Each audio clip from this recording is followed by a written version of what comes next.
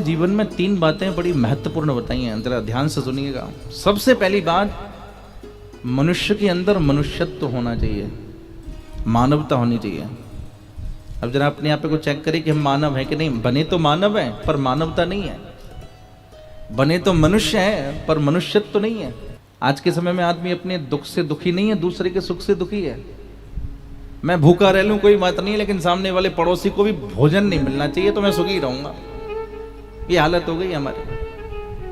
अब फिर हम मानवता की बात करते हैं, फिर हम मनुष्यत्व की बात करते हैं। मनुष्यत्व नहीं है, मनुष्यत्व तो उसे कहा जाता है। महर्षि वेदव्यास ने 2 बातें लिखी हैं। अष्टादश पुराणेषु व्यासस्य वचनद्वयम्। इस संसार में 2 बातें बड़ी महत्वपूर्ण हैं कि अगर हम किसी को सुख देंगे तो हमें सुख मिलेगा और किसी को दुख देंगे तो हमें दुख मिलेगा। इसलिए मनुष्य के अंदर पहला लक्षण है मनुष्यत्व होना चाहिए, जो मनुष्यता के लक्षण है, जो मानवता के लक्षण है, जो मनुष्यत्व के लक्षण है, जिससे हम मानव कहलाते हैं। खाना पीना सोना जगना तो पशु पक्षी भी हमसे आपसे ज्यादा अच्छा करते हैं। बोलो राधे राधे, जरा जोर से बोलो राधे राधे।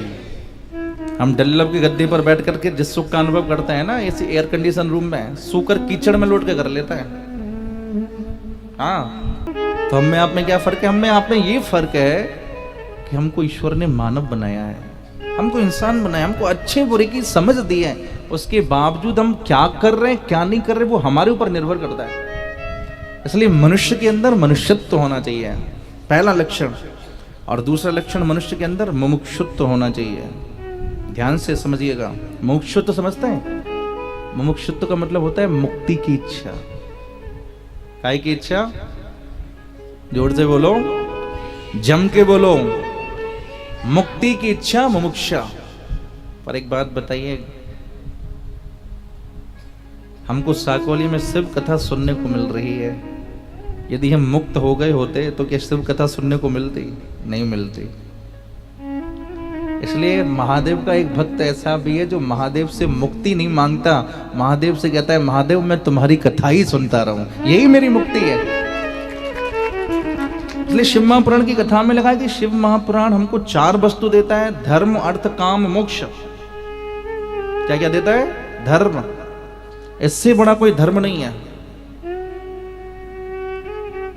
धर्म की बड़ी सूक्ष्म गति होती है, धर्मस्य सूक्ष्म गति।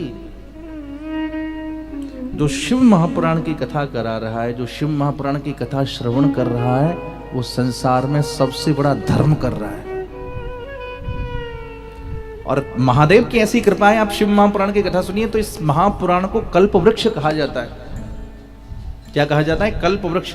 आप 7 दिन नियम से प्रेम से कथा सुनिए, अनुष्ठानात्मक पद्धति से पवित्रता के साथ में कथा सुनिए। मैं व्यासपीठ से कहता हूं 7 दिन में आप जो चाहोगे आपको वो वस्तु शिव महापुराण देगा। कलिकाल में सबसे ज्यादा, मैंने कल भी कहा था, जो सबसे ज्यादा जल्दी प्रसन्न होता है उसे देव नहीं महादेव कहते हैं। देखो और सारे देव तो ऐसे हैं, भगवान कृष्ण के पास जाओ वो रात में नहीं मिलते आपको। भगवान की सब सखियां रहती हैं द्वारे पर, भगवान कृष्ण का दर्शन आपको रात में नहीं होगा, रात्रि में महारास करते हैं वृंदावन में। और भगवान राम जी के द्वारे पर जाओगे तो वहां हनुमान जी बैठे हैं, राम द्वारे तुम रखवारे होत ना आज्ञा। जब तक हनुमान जी की कृपा नहीं होगी तब तक राम जी का दर्शन होने वाला नहीं है। राम जी का दर्शन हनुमान की कृपा से होगा, श्री कृष्ण का दर्शन ब्रज के भाव से होगा, ब्रज की गोपियों के भाव से होगा। लेकिन महादेव के द्वारे पर आप चाहे दिन के 12 बजे चले जाइए और चाहे रात के 12 बजे चले जाइए, संसार में सबके लिए हर क्षण यदि खुला है तो मेरे शिव का दरवाजा है, मेरे महादेव का द्वार है, भोलेनाथ का द्वार है। मैं आज ही पढ़ रहा था, मुझे बहुत अच्छी लगी वो बात। कहा जाता है कि जिस देवता की आप उपासना करते हैं तो देवता प्रसन्न हो जाता है। और अगर किसी वैष्णव ने, किसी शिव भक्त ने अपने घर के अंदर शिवालय स्थापित किया, महादेव को स्थापित किया, और आप महादेव की स्थापना करके 2 महीने के लिए, 4 महीने के लिए, 6 महीने के लिए अगर घर से बाहर चले गए और महादेव घर के अंदर रह गए, तो बहुत सारे लोग पूछते हैं, बोले क्या महादेव नाराज हो जाते हैं? नाराज नहीं होते। आप एक बिल्व पत्र महादेव के ऊपर अर्पित करके चले जाइए, 6 महीने में आइए चाहे 6 साल में आइए, मेरा महादेव आपको मुस्कुराता हुआ नजर आएगा। इसलिए को कृपालु शंकर सरिस, शिव जैसा कोई कृपालु नहीं है, शिव जैसा कोई दयालु नहीं है।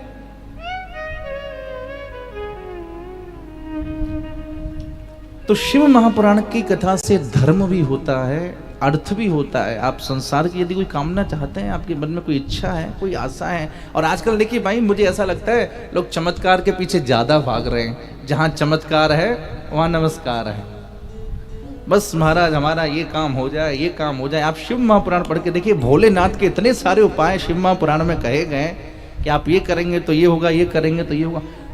चंद दिनों में कुछ से कुछ हो जाता है। एक लोटा जल, सब सुन रहे हैं, सबने एक बार में बोल दिया। एक लोटा जल, क्या समस्या का हल हो हम इसलिए एक लोटा जल चढ़ाएं? समझिएगा मेरी बात को। हर हर महादेव, हर हर महादेव। पीछे वाले भी कहिए हर हर महादेव, हर हर महादेव। क्या समस्या का हल होगा इसीलिए हम जल चढ़ाएं भोलेनाथ को? नहीं, समस्या का हल तो आपका तभी हो जाता है जब आपके हृदय में शिव भक्ति का प्रचार होता है। और जब आप महादेव पर जल का अभिषेक कर देते हैं तो महादेव आपके लिए ऋणी हो जाते हैं। महादेव आपके ऊपर कृपा बरसाने लगते हैं। महादेव आपके ऊपर प्रेम वर्षण करने लगते हैं। इसलिए शंकर जैसा कोई और नहीं है। जय हो। तो शिव महापुराण की कथा में धर्म भी देती है, हमें अर्थ भी देती है, और हमें काम यानी कामना की पूर्ति करती है। और चौथी बात है, हमें मुक्ति भी देती है। जिसे मुक्ति चाहिए उसे मुक्ति देती है। जिसे भुक्ति चाहिए, भुक्ति माने संसार का भोग, उसे संसार की भुक्ति यानी भोग देती है।